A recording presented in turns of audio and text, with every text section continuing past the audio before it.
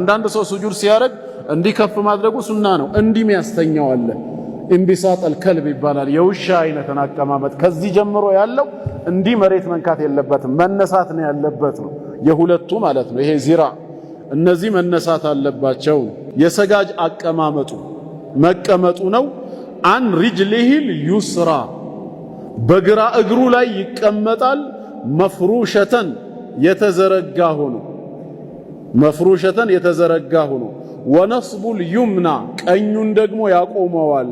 ፊት ተሸሁዲል አወሊ በመጀመሪያው ተሸሁድ አተህያቱ በሚቀራበት ጊዜና ወበይነ ሰጅደተይ በሁለት ስጁዶች መሃል ረቢ እግፊርሊ በሚልበት ጊዜ በዛ መልክ ይቀመጣል። ሁለት እግሮች አሉ። ግራ ምን ይሆናል? ይነጠፋል መሬት ላይ። ቀኝ እንደቆመ ይደረጋል።